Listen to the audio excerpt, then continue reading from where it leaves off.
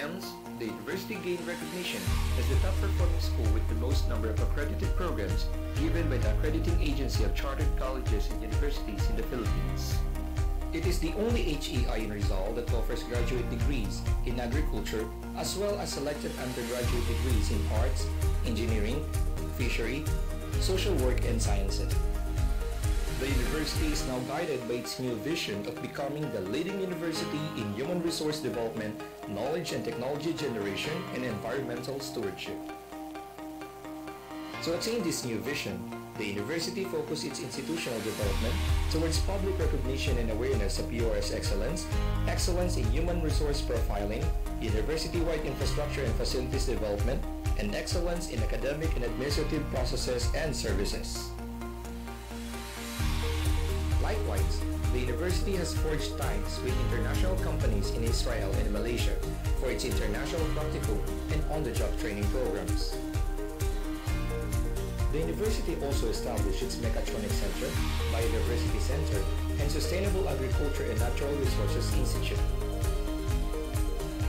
With the assistance from Guru Nashan Foundation Incorporated, the university has served as a training center for Department of Education teachers in the province through the enhancement and expansion of capability in information technology and English or EXITE program. The creation of the Culture and Arts and Sports Development Offices contributed to the preservation of the rich art and cultural heritage of the province as well as nurture the athletic development of future Olympians. Physical development is on the rise. Academic buildings in all campuses, student centers, newly equipped and renovated university library, complemented with Starbucks e-library, as well as a newly renovated gymnasium. World-class science and technology and engineering buildings, GAD Center building, and Micro Hydro Center building. URS boasts of more than 500 highly qualified faculty members, supported by almost 300 well-trained support staff and administrative officers, serving around 17,000 students from laboratory to graduate schools department. The strong collaboration with Department of Science and Technology or DOST as well as Department of Trade and Industry or DTI led to the establishment of food testing laboratory and electronic digital science library. Support from the provincial government and local government units has resulted to construction of new academic buildings and upgrading of existing science, engineering, and ICT laboratories. To date, URS is a top DTI shared facility partner institution.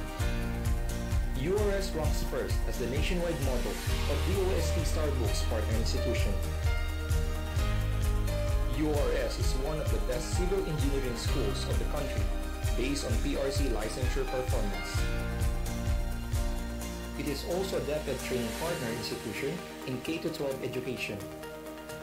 Likewise, Sinbeo Inatech has forged partnership in distance learning with certified and internationally accredited IXL's flexible learning tutors. The university is recipient of the Most Outstanding Accounting Office, given by the Philippine Association for Government Budget Administration Incorporated, or PAGBA. It has the most innovative projects in livelihood as certified by the Philippine Association of Extension Program Implementers Incorporated and the Tennessee Renewable Energy Economic Development Council. URS ranked 9 nationwide out of 239 SUCs offering agriculture as evidenced by school performance in the agriculturist's licensure examinations. Likewise, URS was ranked 10th out of 150 schools nationwide in the 2018 School Performance Ranking in Electrical Engineering Licensure Examinations. The university also ranked 21st out of 155 schools in Electronics Technician Board Examinations. The university plays a key role in the implementation of Migration and Development Program in the province, holding the co-chairmanship on strengthening, upscaling, and mainstreaming international migration and development or SUMIT Calabarzon with National Economic and Development Authority Region 4A from August 26, 2015 up to present. URS has taken the lead in organizing the consortium for the conservation and sustainable development of Laguna Lake, along with 10 other stakeholders near the Laguna Lake area. To sustain the faculty productivity in terms of research and extension accomplishments, various trainings on publication and membership to recognized research associations are constantly pursued by the administration.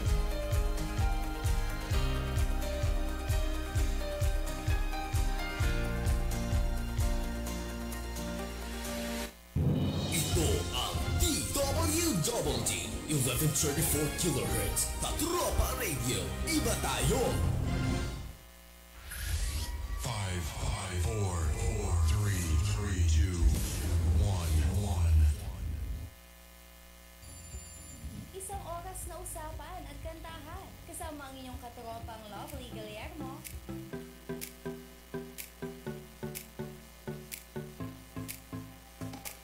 Every day is a new day. Iba't ibang mga kwento mapakikinggan dito. Halika na katropa, mag-isa sa usapan at kantahan dito lamang sa DWWD 1134 kHz Katropa Radio. Iba tayo!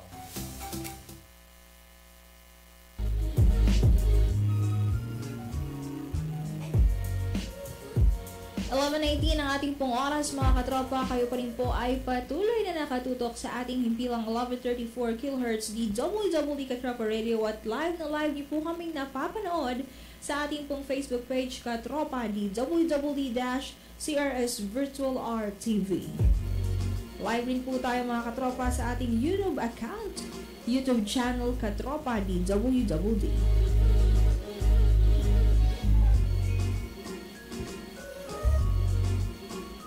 Hello po sa lahat ng mga katropa natin na nakatutok. At eto po, bilang pasimula po ng ating programa, ay hayaan niyo po munang panoorin po natin itong isang video interview. Naging panayam po ito kay Colonel Quemado, ang director ng AFP Leadership Development Center. Pag-uusapan po namin dito sa video na ito ang kabuuan or background po ng AFP-LDC, maging yung kanilang programa, bakit ito natatag, kailan natatag, at yung event nga po nila sa darating na March 12.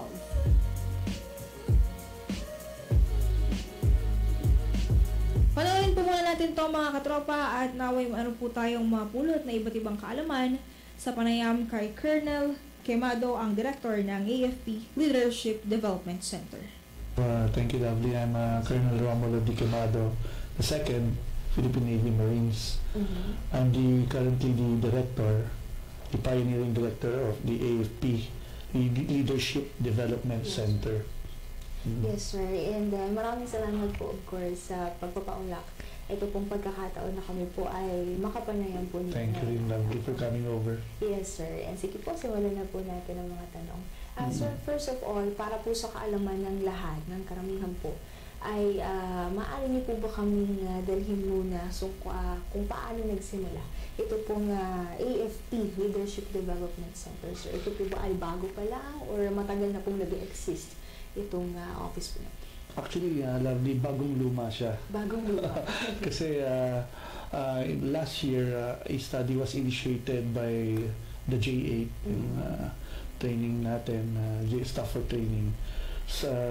And in that study, it came out na may mga gaps tayo in terms of leadership development ng AFP. So with that study, the former Chief of Staff, John Carlito Galvez, thought of addressing those gaps in leadership development by putting up the AFP Leadership Development Center. So a series of consultations with our partners in the civilian sector, not just amongst ourselves, came out with the concept of how the center would look like, ano yung magiging itsura niya, tsaka ano yung magiging unique contributions niya in addressing those gaps na nakita ng study na binanggit ko sa iyo last year. And with that, our former Chief of Staff in November of last year, November 26, activated the AP Leadership Development Center together with our partners, no? And I was appointed, designated as the first director for this center. Yes. Kaya sinabi ko namang lumang bago o bagong luma. Kasi because as early as 1898, of course, the founding of our Revolutionary Army ng panahon nila Aguinaldo, of course, I'm sure na naisip na ng mga founding fathers natin ng armed forces na the core capability of our Revolutionary Army then were the leaders, were its leaders. Yes. And so I'm sure while wala pang malinaw na sistema, inisip na nila kung ano yung klase ng leader na makakapagpapanalo ng revolusyon noon, unang panahon. And good enough, many years after, yung Philippine Army was the first of the major services that put up their own leadership center, yung ALDEC, no? As early as 2008. This was followed by the Navy, yung Center for Naval Leadership Excellence, and the Marines, no? Marine Corps Leadership Excellence. But now we have the Air Force, although i-activate pa lang nila yung Leadership Development Center nila, their efforts in developing their own leadership programs are already actually in the advanced state then. So it's a matter of formalizing everything. And then now we have the center, itong LDC, which provides the hub for integration of efforts. So, ibig sabihin po, sir, since nabanggit nyo nga na meron ng leadership center sa iba't ibang branches, ibig sabihin, ito po yung center na magsasama-sama doon sa correct. Po na yun. Aside from the major services, we also have Philippine Military Academy, yes. PMA, no? And other APSUs will soon have to develop their own leadership center kasi iba-iba kasi yung subculture sa bawat unit, no? So a different kind of leader that may be best fit to run a specialized unit. So maybe we're looking at SOCOM in the future, or maybe CRS. You'll have your own leadership center. In fact, the Philippine Air Force is thinking of putting up their civilian employee leadership center. Wow. See, so there are things that will demand the development of the concept and translate it into putting up those centers for the respective units. Yes, sir. Napakaganda po yung marinig yan. Well, sir, dako naman po tayo sa, syempre, nabuong mission and vision po ng AFP Leadership Center. Sir, based po doon sa mga sa inilabas niyo pong vision na by 2028, yung AFP LDC, sir, shall become the Center for Leadership Excellence for Peace, Security, and Development. Paano po kaya sa tingin na ma-accomplish itong klaseng vision po na ito? Okay, this vision is actually a shared vision with our stakeholders. Kaya naging ganyan yung pagkakalatag niya. Yes. Actually, the vision is to highlight the Filipino way of leadership. Ayaw na namin ipairal yung nangongopya na lang tayo ng leadership styles ng ibang lugar o ibang bansa. We know that our values are firm enough within ourselves that can make us a great nation. So gusto namin i-highlight yung culture fit leadership styles that can be more sustainable, that can be more accepted, that can be more accepted by our people, because yun talaga tayo, yun yung pagkatao natin bilang Pilipino.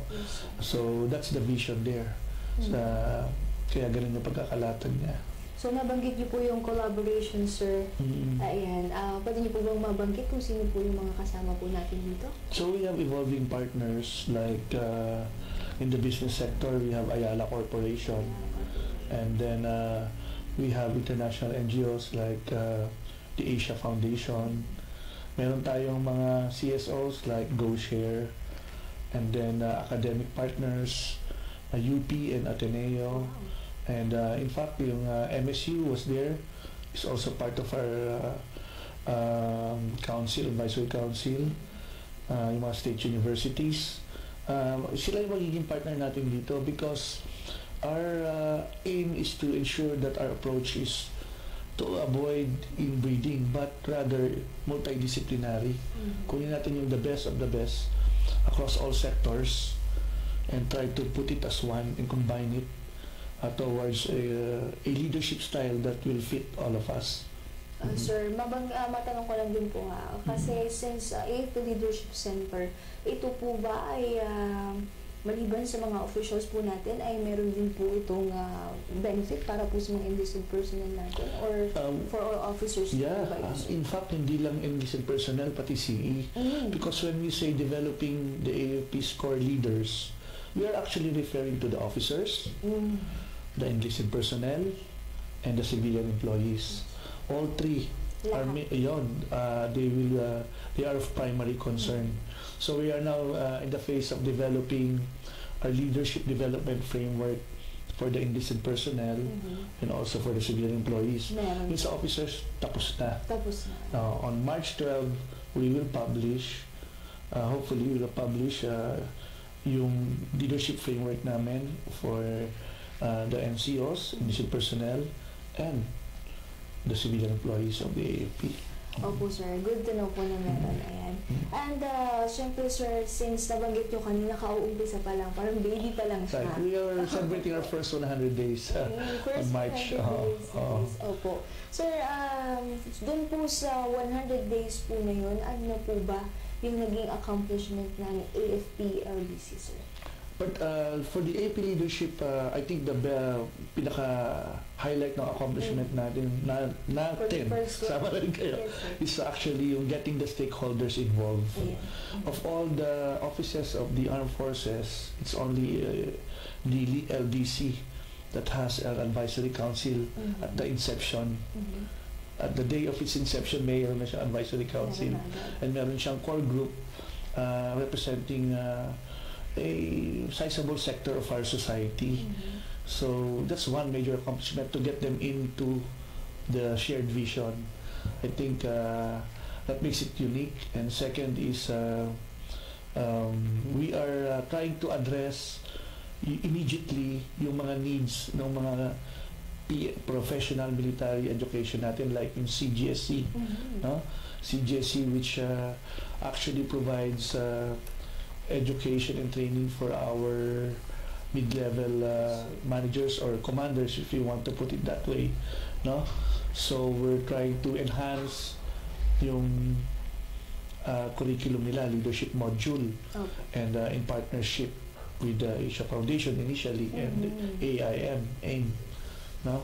So those, and also on March 12, we will be launching our knowledge management system, which will address yung mga concerns on access to information and key references, especially for our units or soldiers, airmen, Navy, sailors that are far away deployed.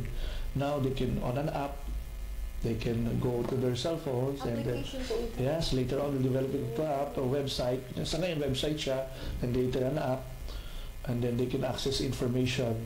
And then for information that will involve security access, meron siyang login requirements, no? So wala nang reason na hindi mo alam, because it will be at the palm, it will be at the tip of your palm to access information for anything to do with the leadership development. Particularly on topics of ethical and moral leadership. Sa March 12. Yes. So aside from that, I think another major accomplishment is to get all the internal stakeholders involved. Aside from yung mga institutions na binanggit natin kanina, yung sa major services, trying to get also other related offices like OSPA, not the Inspector General Office, TIA, and other offices that are also bound to promote security sector reform and self-check. Yun ang gusto namin na, yun yung effort namin to collaborate with them to ensure that there's one stronger effort this time to attain genuine transformation. No? So that includes, of course, OSSM. Okay, working with them. Because leadership, as we all know, doctrinally, it's actually a key capability. And all other capabilities, in fact, magiging useless yan kung wala yung leadership. So we have to collaborate with OSSM because they are also involved in achieving transformation using the APTR as a tool. Bali sir, sa ngayon po, since sabi ko nga kanina, bago pala nag-uumpisa pa lang, gaano po tayo nakakasiguro na yung continuity niya, yung pagpapatuloy po nito ng center na ito, sir, ay mas magiging It starts with a good plan, no? Yes. That's why we want to lay down the foundations of the center. So, in our plan, we have 4 lines of effort, ang tawag doon, or core approaches.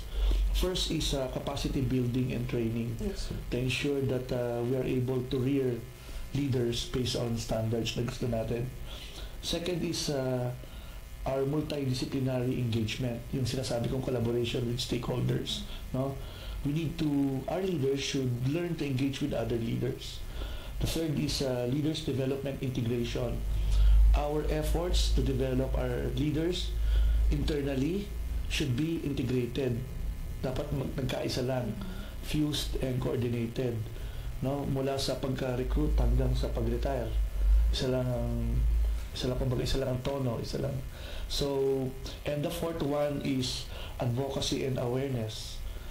It ties up all these lines of effort na binanggit ko yung unang tatlo. Awareness and advocacy is a major line of effort because everybody should be attuned to what we are really trying to do, what we are really trying to achieve, para wala siyang maiwasan natin yung misinterpretation. And we are ahead of the game in terms of trying to make our stakeholders understand why we are doing this and why is it important for them to pitch into the effort. And that's why we invited you to come and interview me. Ayun sir, nabanggit niyo yung misinterpretation kasi meron kaming natanggap na question kanina regarding this bago po kami pumunta dito na since ipinatupad po itong AFP Leadership Center, naging ineffective ba or inefficient yung mga leadership center ng iba't ibang branches po ng armed forces kaya nagkaroon ng pagkabuo nito, sir, o mayroong pang ibang reason behind that? Ineffectiveness, I think, is a non-issue. It's the gaps, as I have said earlier, that we want to address. I think the AAP is currently winning its campaigns. Yes. So it's an indicator that we have good and quality leaders. No? But in enhancing our leaders, we are actually trying to prepare not just for now, but also for tomorrow, in future. We know that with the closure of conflict, like with the success of the BOL, no, we need leaders that will manage post-conflict scenarios. No? We need leaders that make sure that we don't, magkakaroon tayo ng, we'll go back to our old state na magkakagulo ulit. Diba? Dapat, yung mga leaders natin should be able to ensure that communities are resilient for peace and development. So ibang klaseng style of leaders ang kailangan natin in the future. May not be the kind of leaders that we have now. So those are the gaps that we are trying to ensure are covered at an organizational level. And also, we want our stakeholders to understand, and in doing this, achieving this, kailangan natin sila. Because security is a shared responsibility. Defense is a shared responsibility of citizens, of Filipino citizens. So we want to get them involved, that we're trying to change, improve. And in these efforts, they can actually be partners. And also, probably may take away din sila sa atin. For example, Ayala Corporation. Yes. They want to learn about our leadership styles when it comes to mission accomplishment. Iba daw ang military. Pag sinabi mong mission-oriented yan. And our discipline, they want to adapt that into corporate discipline. Tayo naman, by partnering with them, we want to also learn how it is to be cost-effective. Kasi in business, kailangan cost-effective ka. Otherwise, you run aground. Diba? Mag-fold out ka for bankruptcy. Also, we want to learn the culture of transparency. Sa kanila, 1 + 1 = 2. Walang butal, diba? So we want to adopt those kind of leadership culture, no? In the best of the best across sectors. So yun yung sinasabi kong partnership, what we take away from them and what they can also take away from us, together in achieving a shared vision. Okay, sir. Ayun, sir. Balikan ko po yung nabanggit nyo kanina yung sa March 12. ito na po yung, bigay ko po yung chance sa inyo para maimbitahan yung mga target audience po natin na makiisa doon sa, ito po ba ay first ever na program ng AFP-LDC or may mga nauna pa po? It's the first attempt to integrate leadership milestones. Of course, it's not my idea alone, but the idea of our current Chief of Staff, no, General Madrigal. When he visited us last year, he said that I wish to see how far we have gone in developing our leaders, the programs, particularly the milestones that we have achieved, but not just the center, across all major services and APSUS. So sabi niya gusto kong makita. And also, sana makita din natin saan tayo papunta. Are we going towards the same direction, using the same lane, or iba-iba yon, but same vision. So we need to integrate. So kanya rin yung idea na sige, let's come out with an event na baka magawa natin to. And with that as guidance, we thought of maybe we should celebrate our 100 days tayo yung center of big system, but actually we are commemorating the milestones of the AFP in general. No, birthday natin to, pero birthday ng lahat to because ng kabuuan to, because we are celebrating what has been done, and we are also trying to garner support for what needs to be done now to achieve our shared vision. Okay, so yun yung sa March 12. So we would like to invite our stakeholders, our listeners. There will be booths at the AP Commission Officers Club sa Dimalupig Alpha Hall.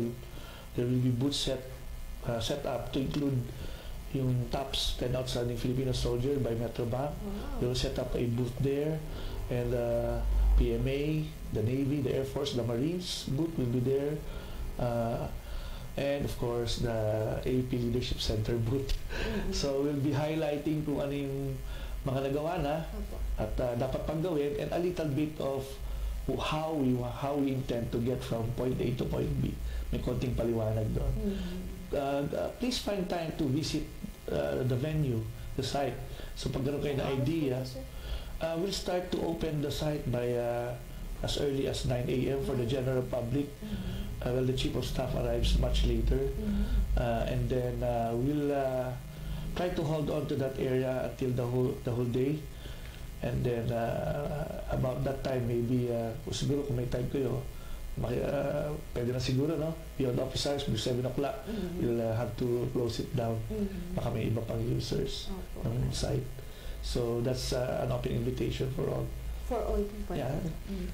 Yan sir, sige po, last message na lang po sa lahat po ng mga katropa po natin na nakaantabay. Of course, kami ay nasasabik sa mga mangyayari pa sa AFP Leadership Development Center, sir.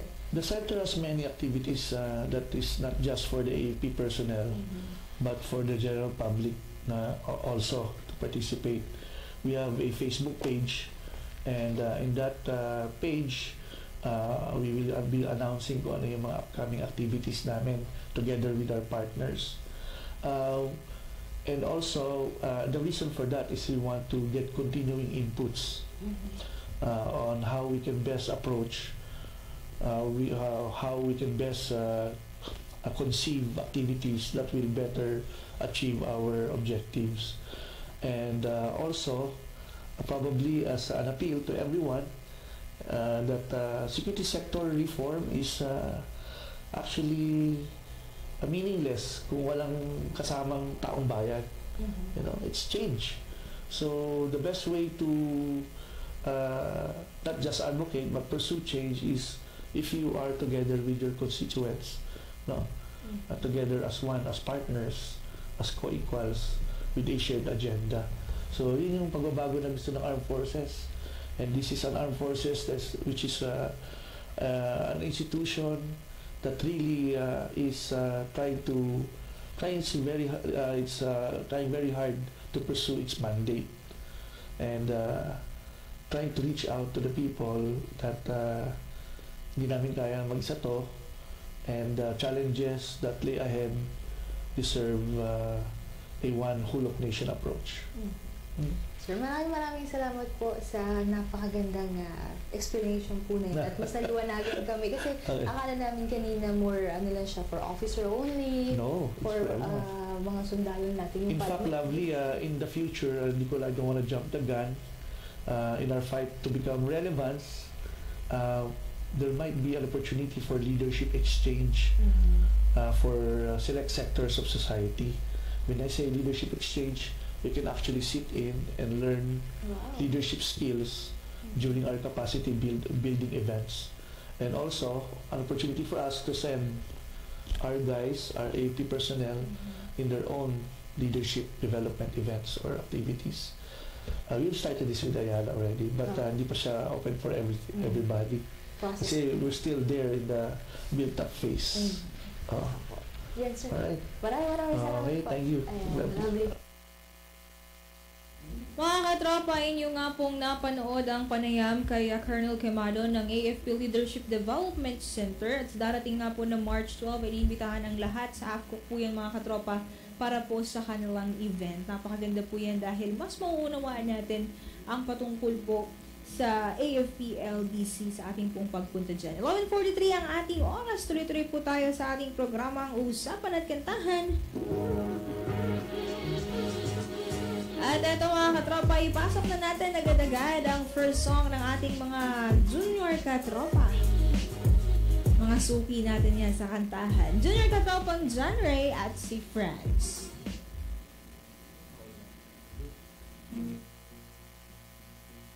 Adik sa'yo, awit sa akin,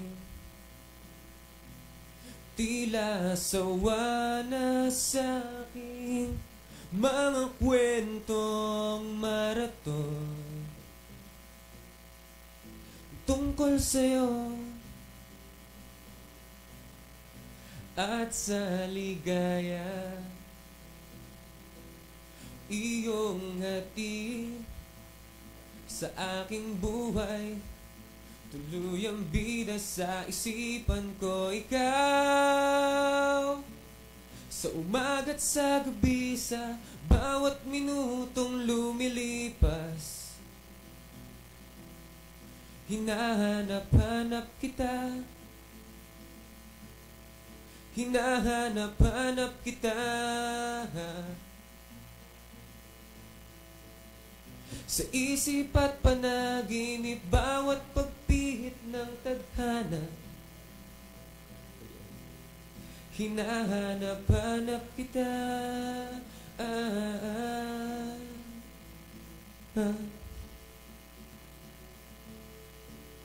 Sabik sa'yo, kahit maghapon na tayo'y nagkasama, parang telesine. At ang ating ending, hatid sa bahay nyo, sabay good night, pero walang kiss, sabay bye bye.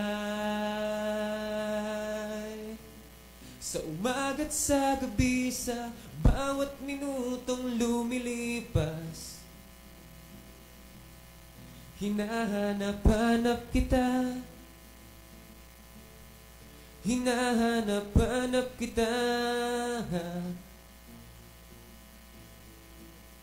Sa isip at panaginip, bawat pagpihit ng tadhana, hinahanap-hanap kita.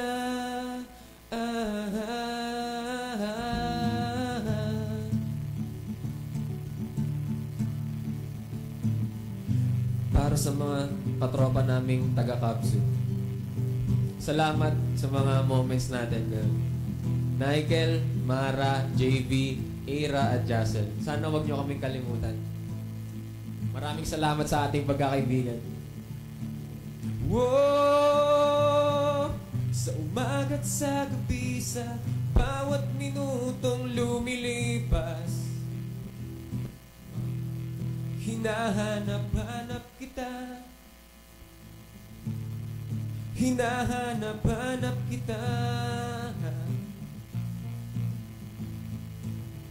Sa isip at panaginip, bawat pagpihit ng tadhana. Hinahanap-hanap kita. Hinahanap-hanap kita. Sa school, sa flag ceremony, hanggang uwian araw-araw. Hinahanap-hanap kita. Hinahanap-hanap kita. At kahit na magkaanak kayo, magkatuluyan balang araw, hanap-hanapin ka. Hanap-hanapin ka. Thank you. Hi, ako nga pala si Junior Katropang John Ray. Binabati ko nga po pala yung tropa ko dyan, yung si Wax. Maghanap ka na kasi ng OJT. Ang second song na ito ay pinamagatang Kunwari ng Sponge Cola. Yeah.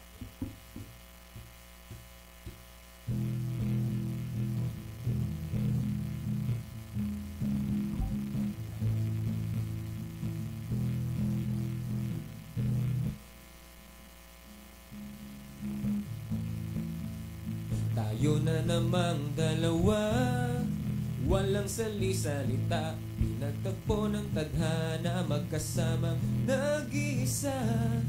Sa bawat sulyap lang ba tayo pwede magkita? Naghihintay, may mauna sa ating dalawang madulas.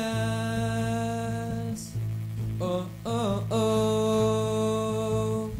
Lagi-lagi namang walang pakialam. O ako ba sa iyo'y walang pag-asa? Puso ay laging nasasaktan. Hanggang kunwari na lang ba ako aasa? Hanggang kunwari, bilang ko ang bawat habang mula ating pagbaba patungong dulong sakayan, maglilihis ang ating landas. Bukas kaya muli kang masisilayan. O sana ay bilang anino kong nakita hanggang sa muli. Lagi-lagi namang walang pakialam. O ako ba sa iyo'y walang pag-asa? Puso ay laging nasasaktan. Hanggang kunwari na lang ba ako aasa? Hanggang kunwari,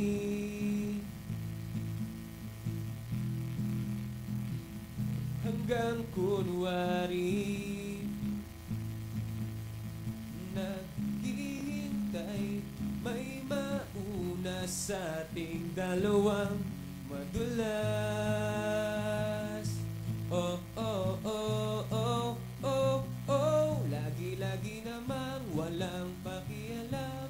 O ako ba sa iyo'y walang pag-asa? Puso ay laging nasasaktan. Hanggang kunwari na lang ba ako aasa?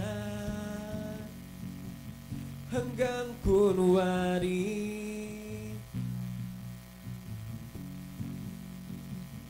hanggang kunwari. Yeah. Ayan mga katropa. Maraming salamat sa awiting yan. 11:51 po ang ating oras. Junior Katropang John Ray and friends.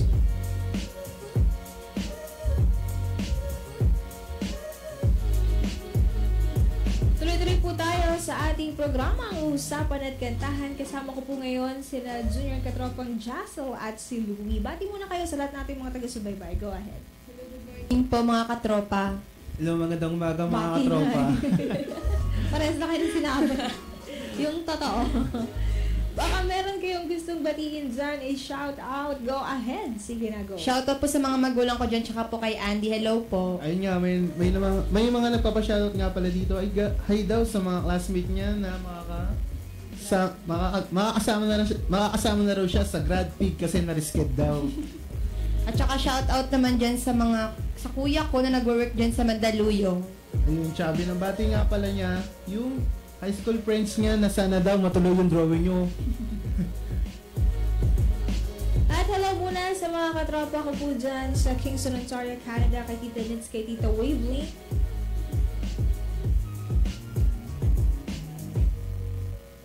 Hello po sa inyong lahat. At eto, balita ko, last day nyo na raw ngayon. Opo. Sige, Louie, parang kumusta ba yung naging stay mo dito sa Katropa di WWE? Ay ma'am, ano naman, maganda naman po. Lalo naman, masaya naman po. May natutunan ka naman ba? Meron naman po. Talaga Lalo po ba? kay Sir Alvin po. Sir Alvin. Ikaw, Jasso? Masaya po na nakakalungkot kasi po. Masaya po kasi matatapos na rin po yung hours namin kasi makakapagtipid na rin po. Malungkot naman po. Opo.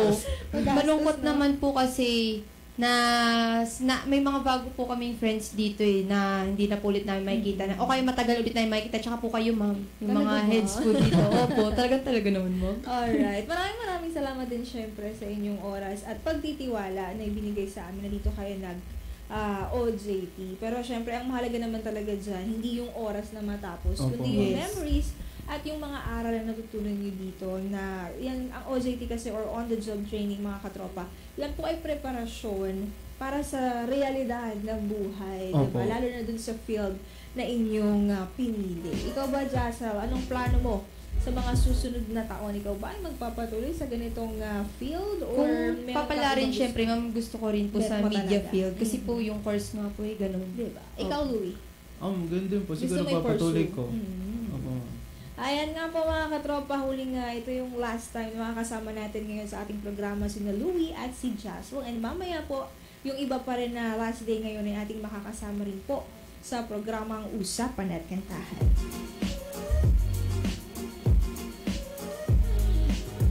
Happy birthday muna sa mga katropa natin na nagsa-celebrate ng kanilang kaarawan. Let's get started with breakfast. Happy birthday kina Jentan, tama ba to? Eunice Rocal, Ray Angeles, Mike de Guzman. Happy birthday din kina Jaisel Joy Lansangan Arroyo. Maligayang kaarawan rin po kay Marvin Pasites, Renz Reyes Saludes, Faith Gamirez Dasmariñas. Taga Dasmariñas o apelido niya yung Dasmariñas? Ano ba ito? Hindi ko sure. Narito ako doon. Rose of AD Journalism 4-2. Anong school ito?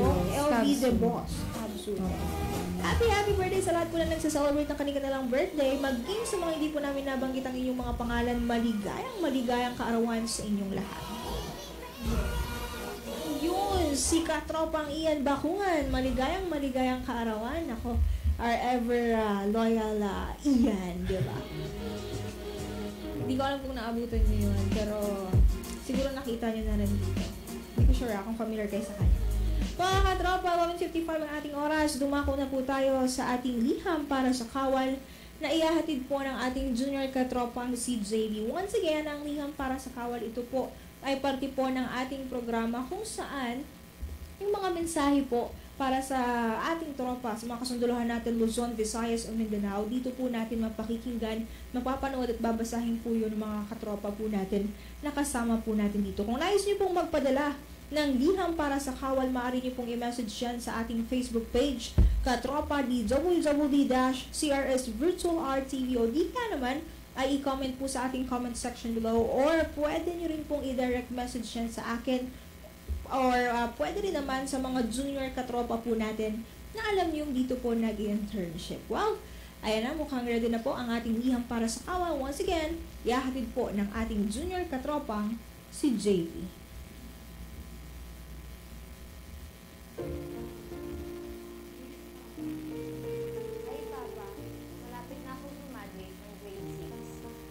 Junior high na po ako, Papa. Thank you po sa lahat ng sakripisyo niyo sa akin. Mahal na mahal ko po kayo ni Ma'am. Uwi po kayo sa graduation ko, ha? Magluluto po ng madami si Lola Emmy. Para sa handa ko daw po. Tapos si Mama po, ipagluluto ka daw po ng paborito niyong carbonara pasta at cordon bleu. Excited na po ako sa masaya nating celebration. Kompleto po tayong lahat, parang birthday ko na naman. Sa March po ay graduation ko. Bili niyo po ako ng bagong mga art materials pang pinta at drawing ko po, ha. Thank you po, Papa. I love you po. Love, Camille Ann. Naniniwala akong si Camille ay anak po ng isang kawal and iba talaga kapag anak ng sundalo. Alam niyo yun, meron ba kayong kakilala na anak ng sundalo or ikaw, Louie, anak ka ng sundalo? Kaibigan ko, boyfriend niya sundalo po. Iba, di ba, kapag nakausap mo sila regarding doon sa kanilang family or sabihin na natin, nanay, tatay. Kasi sa panahon ngayon, hindi lang naman tatay ang sundalo. Opo. Merong mga sundalo na mommy na rin, di ba? At syempre, nakakatuwa na despite doon sa tawag ng tungkulin, I mean, yung responsibility nila sa country natin, ay nagagawa pa rin na ng gampanan.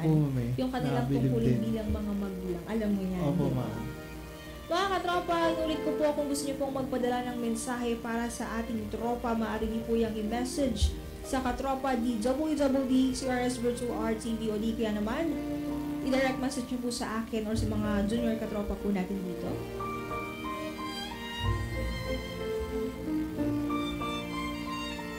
Once again, maraming salamat sa inyong dalawa. Sana bumalik kayo, ha? Dumalaw-dalaw din pag may time. Baka meron kayong gustong batiin pa. Ito na yung last chance or last message. Sige, meron pa tayong 2 minuto bago magpaalam. Nagpapa-shoutout po si JV Armenta sa IAYSB 83 members, Mama Tapa ni TP at kay Danley, Tanhusay at Babiena family. Tsaka sa Aguiliana Trupido family. Hello po. Ayun nga, binabati ko nga pala yung dating mga junior katropa dyan na si Louie at si Adele. Dalaw naman kayo dyan.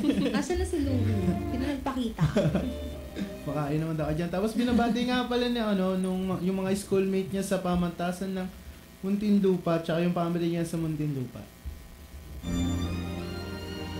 Mga katropa, magbabalik po ang programang Usapan at Kantahan. Hindi na natin makakasama si Jocelyn at si Louie dahil pupunta na tayo sa next batch nung mga katropa natin, mga junior katropa natin na magpapaalam rin ngayong pong araw na ito. Magbabalik kami and after po this break, mga katropa, ay marinig na natin yung topic natin for today dahil pag-uusapan natin mamaya kung sino ba ang madalas mautusan, panganay, pangalawa, o bunso. Mamaya po yan. Baka magkaaway-away. Pag-usapan po natin yan.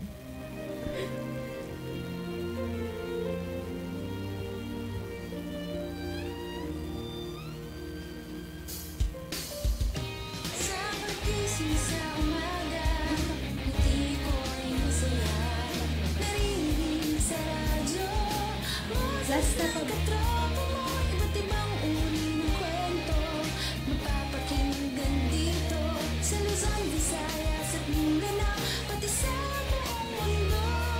Makinig na sa Katropa, dito di ka mag-iisa. Makisaya, makibalita, makiawit sa musika, sabay-sabay at sama-sama tungo sa pagkakaisa. Nabasa't bida ka dito sa Katropa Radio. Iba tayo. News and information on DWWD 1134 kHz. Ngayon na! Deploy ang Philippine Fleet ng 5 barkong pangpatrolya mula sa Naval Base Cavite, Sangley Point nitong Lunes. Ayon kay Philippine Navy spokesperson Captain Jonathan Zata, ang 5 barko ay de-deploy sa mga Naval Operation Forces sa iba't ibang bahagi ng bansa. Pinagkaloban ng send-off ceremony ang BRP Manuel Gomez, BRP Hecleo Alano, BRP Tausug, BRP Subano at BRP Bacolod City ng 5 barko. Ito ay pagkatapos sumailalim ang mga naturang barko sa dry docking and other related repairs sa Naval Shipyard sa Fort Fan, Felipe, Cavite City. Sa kanyang mensahe, sinabi ni Philippine Fleet Commander Rear Admiral Danilo R. Rodelas na ang deployment ng 5 barko ay mahalagang bahagi ng maritime patrol operations, internal security operations at logistic support missions ng Philippine Navy. Sa pamamagitan aniya nito ay mas epektibong magagampanan ng Philippine Navy ang mandato nito na protektahan ang karagatan ng bansa at tiyakin ang kinabukasan ng mga Pilipino. At yan ang balitang hatid ng News Express Top of the Hour News. Ako ay inyong junior katropang Jacel Pareño, nagbabalita sa DWD Katropa Radio, Iba Tayo.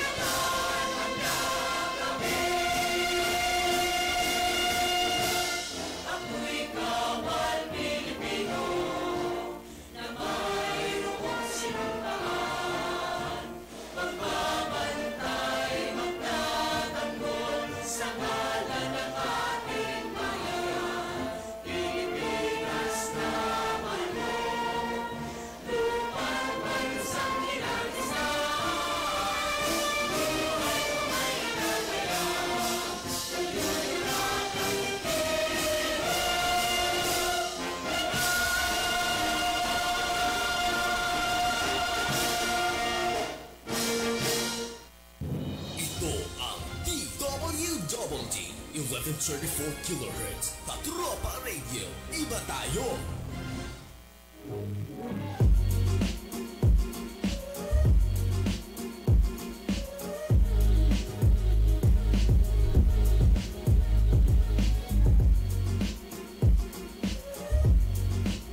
Mga katropa, 12:05 ang ating pong oras. Nagbabalik ang programang Usapan at Kantahan. Kasama niyo pa rin po ang inyong lingkod, katropang Lovely Guillermo.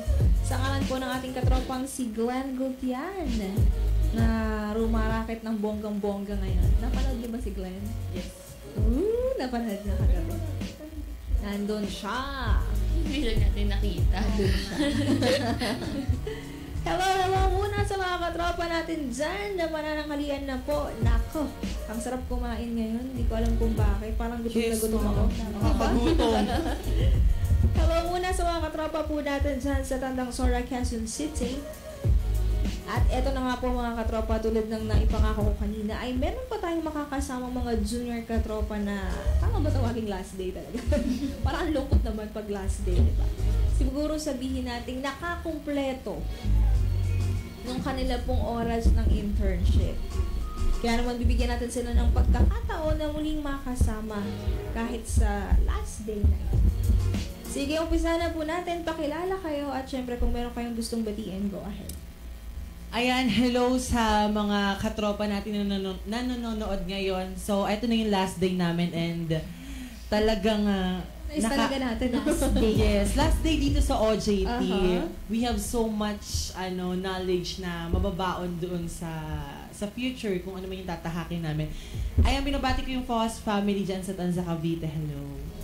Hi, ako si Junior Katropang Mara. Binabati ko yung mga Rupido family ko. Ang dami mong family. Hi, love. Hi mga katropa! Ako si Katropang Eira. Binabati ko dyan yung mga kaibigan ko, yung mga SK dyan sa Carmona and also sa Silang at GMA. Hello sa inyo! Mga katropa, ayan nga po, kasama natin yung mga junior katropa natin, si Kel. Hirap pa rin ako. Mara and Era. Kumusta naman ang naging experience nyo dito sa studio? Ma'am, sobrang saya kasi hindi kami limited. Kahit gutom. Yes po, kahit syempre nakakagutom naman talaga yung duty. Pero yung knowledge, busog na busog, tsaka talagang sobrang sarap sa pakiramdam na nagagawa namin yung mga magagawa namin in the future, hopefully po. Ikaw ba, Michael, kung bibigyan ka ng pagkakataon, gusto mong i-pursue yung media industry or meron ka pang gustong ibang gawin sa buhay? Yes, ma'am. Gusto ko po talaga maging TV personality if ever. And chef. Makeup artist. Pwede rin, di ba? Ang dami niyang talent eh. Choreographer, mga ganun. Mara? Ayun po, masaya po kasi marami po akong mababaon na knowledge pagdating po sa Cavite na pwede kong i-share. Napakalapit. Yes po. Ayun. Sobrang kakaibang experience dito, ma'am. Hindi naman sa pag-aano, pero yung feeling na nandito ka, talagang hindi mo mafe-feel na iba kang tao. Parang family na yung turingan natin sa isa't isa. And sobrang hands-on po ng mga boss namin dito. Papalakas. Yeah. Papa-evaluate eh.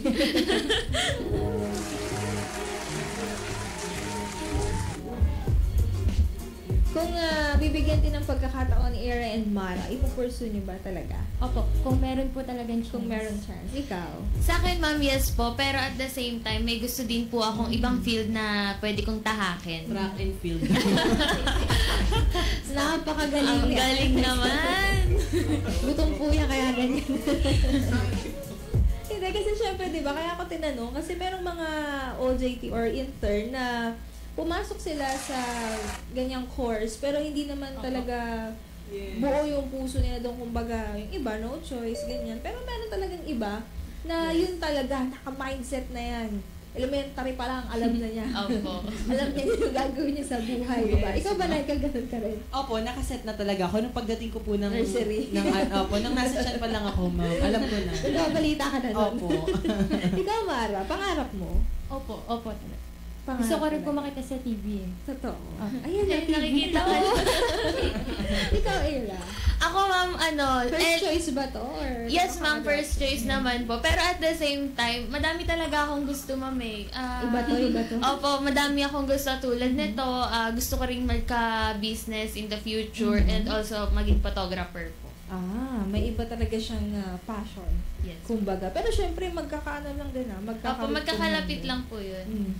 12:09 ang ating pong oras, mga katropa. Dumako na tayo sa ating katanungan ngayong pong araw na ito. Sino ang madalas mautusan ng panganay ba, pangalawa o bunso? Alamin natin yan sa mga katropa na kasama po natin dito. Pero syempre, tatanungin ko muna sila, Michael.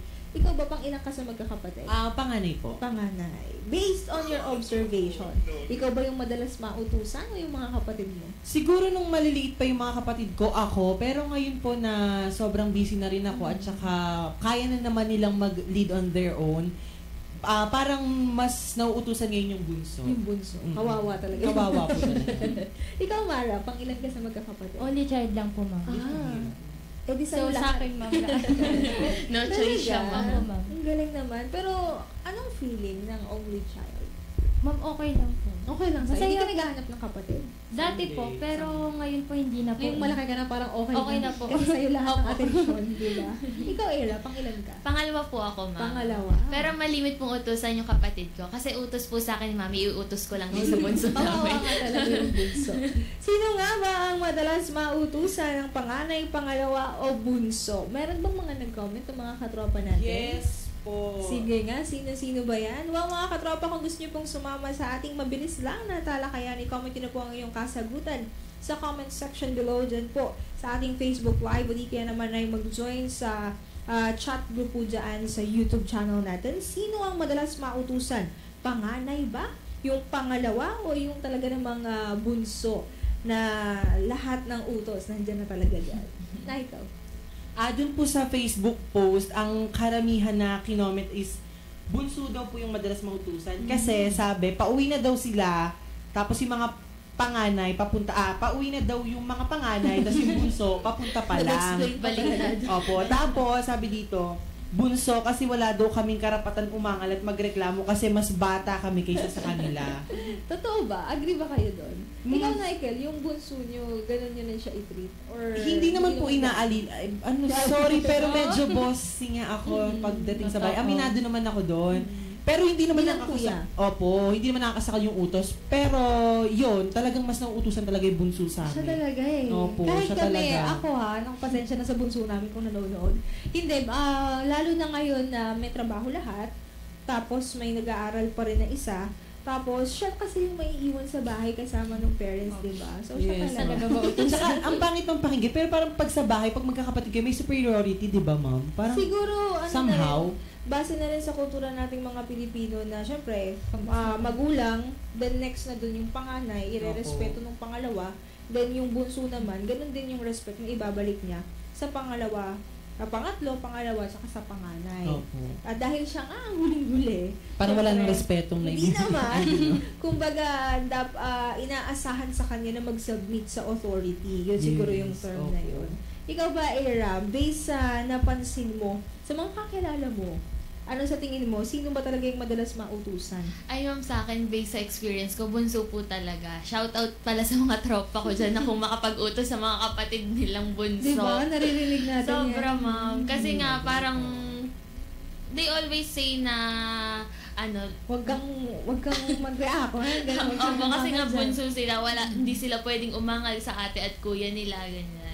Pero wag naman nating tanggalan ng karapatan din Yes, na ma'am. mag-react, diba? Wag lang pong abuso. Si Mara, wala akong matanong kasi nga wala siyang kapatid. Pero, syempre, hindi naman nag-desire before na magkaroon ng kapatid. Hindi ka nag-request sa mama mo na Dati gawa po. na. Dati po, kasi parang naghahanap akong kalaro noon. Parang ang lungkot-lungkot pag mag-isa ka.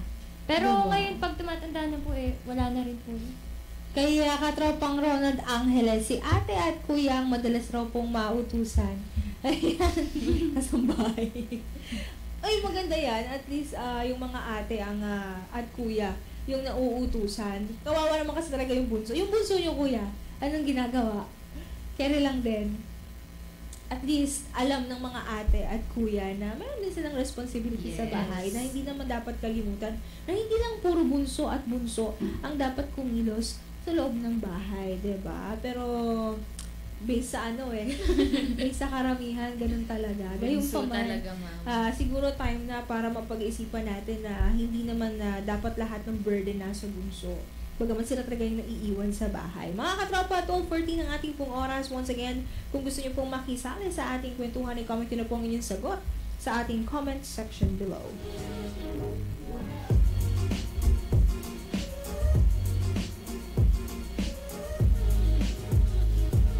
At dahil nga last day nyo na, ayan, baka meron kayong gusto pang batiin o di kaya naman pasalamatan, ibibigay ko tong pagkakataon na to sa inyong tatlo. Last exposure na ba ito? Sige na, ikaw umpisahan mo. Go ahead. Babati ko. Ayun, binabati ko po yung dyan sa Cavite State University, all the faculty staffs dyan sa Department of Language and Mass Communication. Dyan kila Ma'am Raquel Agustin, kila Ma'am Lisette Mendoza, kila Ma'am Erica Hernandez, kila Ma'am Faith Valerio, kila Sir Jovan Guarin. Ang aming technical, ang aming thesis advisor na si Sir Solis, si Sir Alan Robert Solis, at ang aming technical critic na si Ma'am Rosette de Guzman. And wait lang, ma'am, ha, babati pa ako kasi sayang hindi ko na babati sila, ma'am, yung aming ano ba tawag doon sa ng thesis, yung nag-validate sa validator. Ma'am, hindi. Ano ba, hindi pa talaga sa live.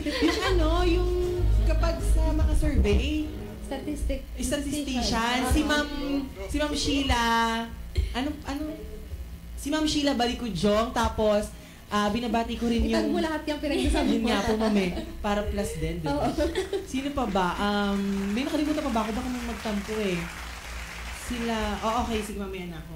Yun, binabati ko yung TA at TC namin, si Ma'am Lisette Mendoza, tsaka si Ma'am Agnes Francisco. Malapit na kami magpasa ng chapter 4. Chapter 4. Yun pala si Dean ng CAS Dean, si Ma'am Bettina Joyce Ilagan, at saka ang department pataas ng pataas chairperson na si Ma'am Rosa H. Hernandez. Tama, H ba si Ma'am? Rosa Hernandez. Yata siya. Sorry, Ma'am. No, Rosa Hernandez. Sorry po, Ma'am. -1.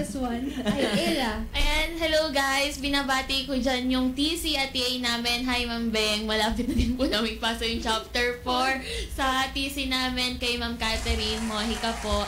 Pati pala sa family ko dyan, kung nanonood man kayo, hi Mami, hi Daddy, Mama. Pati pala sa Sangguniang Bayan members ng Carmona, kay Mayor Dalia at kay Congressman Roy. Hello po sa inyo. Thank you po sa laging suporta sa amin. Alas na pala, Ma'am, yung loyal viewer naming lahat dito, si Pauline Torres, dyan na nag-OJT na rin. So, hello, Brad! Hi! Hello po at maraming salamat sa mga babati na yan. Hello rin muna kay Katropang Jerry Quidores dyan po sa Palawan. Staff Surgeon Jerry Quidores, hello po sa inyong lahat. Salamat sa lahat ng mga nakatutok. And from Michi Faye Pascual Maliksi, pa-shoutout po sa psychology students ng pamantasan ng lungsod ng Muntinlupa. Eto, meron pa palang mga sumagot ng ating katanungan, sino ang madalas mautusan? Panganay ba? Pangalawa? Pangatlo? Pang-apat? O yung bunso? Sabi dito, Ma'am, para daw po sa kanya, depende sa favorite or minsan kasi panganay feel ko kasi may mga bunso na spoiled yung hindi talaga nauutusan. Ayun, ibang usapan din yun. Bunso naman po, for me daw, bunso kasi si bunso kahit mga kapatid, inuutusan siya. Then no choice siya kasi kutos abot pag hindi sumunod. Kutos. Palo yan. Ayan, para naman dito sa isa nating katropa, para sa akin, depende sa favorite. Or minsan kasi, panganay Feel ko kasi may mga bunso na spoiled. Parang yun sinabi niya. Hindi parang sinabi ko talaga yun. So, parang yung, nagbabalance lang po talaga. Tulad ng sabi niyo kanina, depende po sa culture na kinagisnan niyo ng pamilya niyo. Totoo. Iba-iba naman talaga ng uri ng pagpapalaki sa mga magulang. Wala nang nabasa si Era inulit. Hindi mo nalata, okay lang. Mga tropa, sa ating panghuling awitin, mapakikinggan po natin makakasama sa huli ring pagkakataon. Ayan, last song muna to, JV, galingan mo Si Junior Katropang JV sa awitin. Ano ba tong title ng last song mo, JV? Huwag mong sasabihin po. Huwag na huwag mong sasabihin. Mga katropa, JB sa awiting Huwag na Huwag Mong Sasabihin.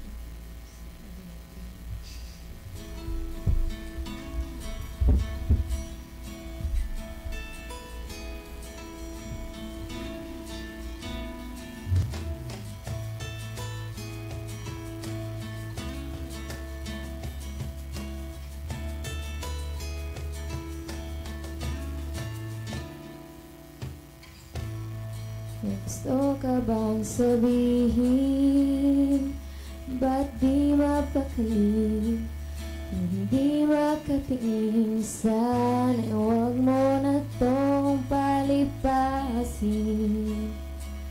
at subukang lutasin sa mga sinabi mo na ibang nararapat sa akin na tunay kong mamahalin.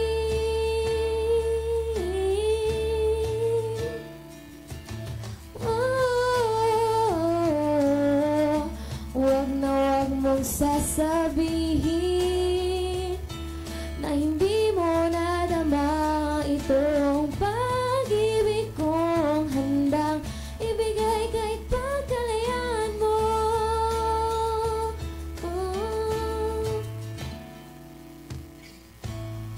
Ano man ang akala na ako'y isang bituin na walang sasambahin, di ko man ito ipakita. Abot langit ang daing sa mga sinabi mo na ibang nararapat sa akin na tunay kong mamahalin.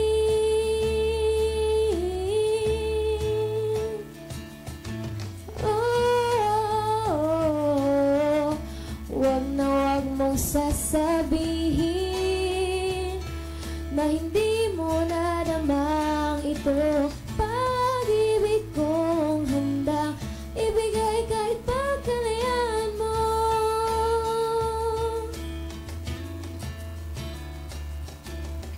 At sa gabi, sinungduduyan sa'yo.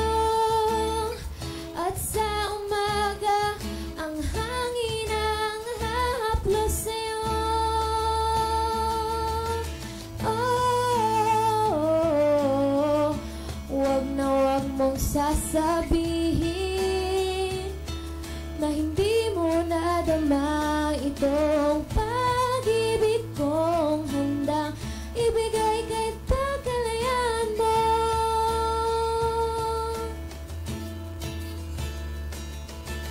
Oh, wag na wag mong sasabihin na hindi mo nadama ito. Pag-ibig kong handang ibigay kahit pagkalayaan mo.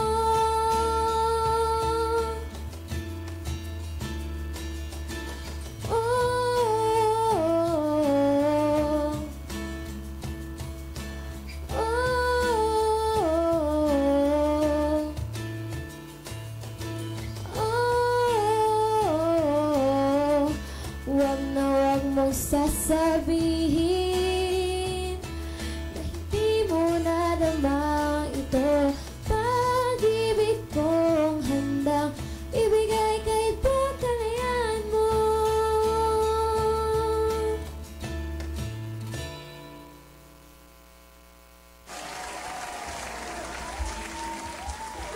.23 ang ating pong oras. Yan po ang awiting handog ng ating junior katropang si JV. Mga katropa, hanggang sa muli, maraming salamat po sa inyong pagsama sa amin. Sa ngalan po ng ating katropang si Glenn Gultian, ay ako po ang inyong katropang Lovely Guillermo. And kung meron po kayong song request mga katropa, ay bukas po ipipilitin po namin ma-play pa rin yan. Maraming salamat sa mga nakasama natin.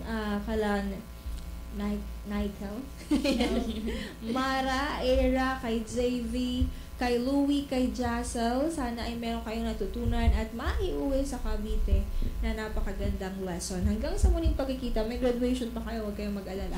Magkikita-kita pa tayo. Mga katropa, once again, katropang Lovely Guillermo para po sa programang Usapan at Kantahan.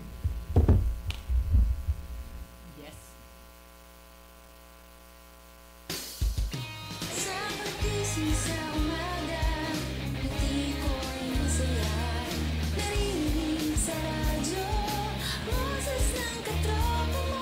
Iba't ibang uri ng kwento, mapapakinggan dito. Sa Luzon, Visayas at Mindanao, pati sa buong mundo. Makinig na sa katropa, dito di ka mag-iisa. Makisaya, makibalita, makiawit sa musika. Sabay-sabay at sama-sama tungo sa pagkakaisa. The best at bigay ka dito sa Katropa Radio. Iba tayo.